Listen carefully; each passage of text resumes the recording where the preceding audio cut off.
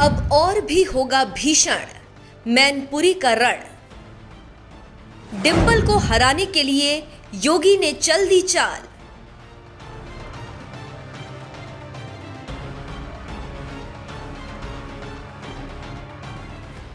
BJP ने ऐसे नेता को दिया मैनपुरी सीट से टिकट जो कभी मुलायम और शिवपाल के रहे सबसे खास।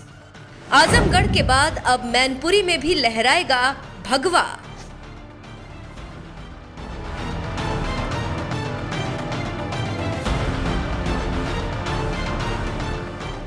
जिस आजमगढ़ से कभी मुलायम सिंह सांसद हुआ करते थे, वो सीट तो सपाई मुखिया अखिलेश यादव बचा नहीं पाए। अब उनके सामने मुलायम सिंह की एक और सीट बचाने की सबसे बड़ी जिम्मेदारी है और ये सीट है मैनपुरी, जो मुलायम परिवार का गढ़ मानी जाती है और खुद मुलायम सिंह यहां से मौजूदा सांसद थे। लेकिन उनके निधन के बाद ये सीट खाली हो गई है, जहां अब उपचुनाव होने वाले हैं और पिता की सीट बचाने के लिए अखिलेश यादव ने सीधे अपनी पत्नी डिंपल यादव को ही मैदान में उतार दिया, जिससे सपा को सिंपैथी वोट भी मिल जाए। यही वजह है कि नामांकन से पहले अखिलेश और डिंपल यादव दोनों मुलायम की समाधि स्थल पर जाकर उनसे आशीर्वाद भी लिया।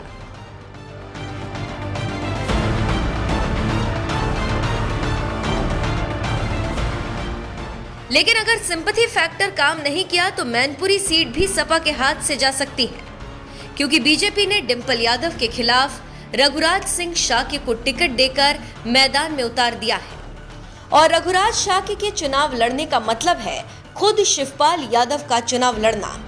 मैनपुरी सीट को यूं ही मुलायम परिवार का गढ़ नहीं कहा जाता। 1996 से लेकर साल 2019 तक यहां 7 बार चुनाव और उपचुनाव हुए हैं और 7 बार समाजवादी पार्टी के उम्मीदवार को जीत हासिल हुई है।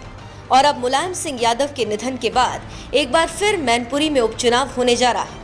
ऐसे में अपने पिता के गढ़ को बचाने के लिए अखिलेश यादव ने अपनी पत्नी डिंपल यादव को टिकट देकर मैदान में उतार दिया।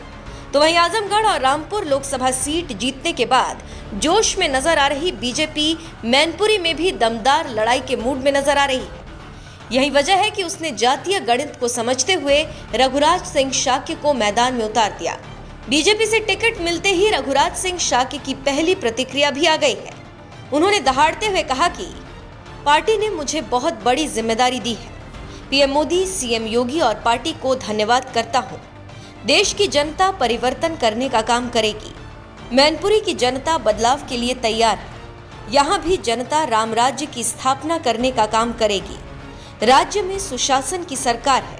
आजमगढ़, रामपुर और गोला उपचुनाव में ये साबित हो गया है। बीजेपी यहाँ चुनाव जीतने का काम करेगी। राजा और महाराजाओं का राज अब खत्म होगा। हम राज्य में वर्षों तक रहे गुंडा राज की बात को उठाएंगे। अटकलें तो यहाँ तक लगाई गईं कि सपाई उम्मीदवार डिंपल यादव के खिलाफ बीजेपी मुलायम की छोटी बहू अपर्णा यादव को मैदान में उतार सकती है। लेकिन तमाम अटकलों को दरकिनार करते हुए बीजेपी ने रघुराज सिंह शाक्य को मैदान में उतार दिया। ये वही रघुराज सिंह शाक्य हैं जिन पर आज भले ही भाजपाई भगवा रंग चढ़ गया हो, लेकिन वो भी कभी खाटी सपाई नेता रहे हैं। यही वजह है कि पत्रकार अभिषेक यादव ने भी कहा है कि अगर आसान भाषा में समझें तो बीजेपी ने डिंपल यादव के खिलाफ शिवपाल यादव को ही उतार दिया। बीजेपी ने जिन रघुराज सिंह शाक्य को टिकट दिया है वो आज भी शिवपाल सिंह यादव के बेहद करीबी हैं और प्रगतिशील समाजवादी पार्टी के प्रदेश उपाध्यक्ष रह चुके हैं। घर में ही लड़ा दिया बीजेपी ने।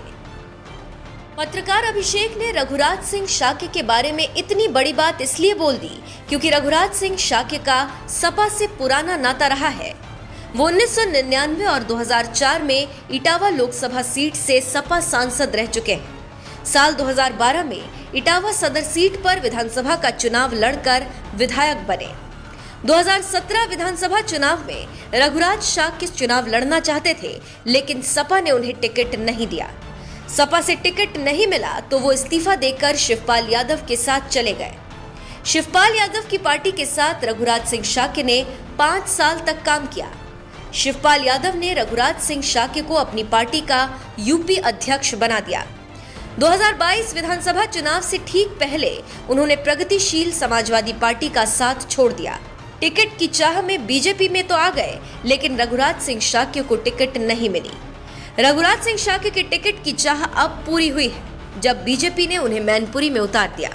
पिछले 26 सालों से मैनपुरी सीट पर सपा या मुलायम परिवार का कब्जा रहा है और इस बार भी मुलायम परिवार से डिंपल यादव चुनाव लड़ रही हैं, जो परिवारवाद को बढ़ावा देने से कम नहीं है, क्योंकि कांग्रेस के साथ साथ सपा पर भी परिवारवाद को बढ़ावा देने का आरोप लगता रहा है। लेकिन इन आरोपों को नजरअंदाज करते हुए अखिलेश ने जहां डिंपल यादव को मैनपुरी में उतार दिया, तो वहीं बीजेपी ने भी एक बड़ी रणनीति के तहत रघुराज सिंह शाक्य को मैदान में उतार दिया है, क्योंकि इस सीट पर सबसे ज्यादा वोटर यादव बिरादरी के हैं, जिनकी संख्या 3.5 लाख से भी ज्यादा है। तो वहीं शाक्य बिरादरी का वोट भी कम नहीं है। मैनपुरी में 1,60,000 शाक्य वोट है। इन्हीं वोटों को साधने के लिए अखिलेश ने जहां सपा नेता आलोक शाक्य को मैनपुरी में सपा जिला अध्यक्ष बना दिया, तो वहीं बीजेपी ने भी रघुराज सिंह शाक्य को टिकट देकर शाक्य वोट साधने की पूरी तैयारी कर ली है। वैसे एक बात और आपको बता दें, इसी विधानसभा चुनाव में बीजेपी ने मैनपुरी की 2 विधानसभा सीटों पर भी जीत हासिल की। एक मैनपुरी विधानसभा सीट, दूसरी भोगांव सीट।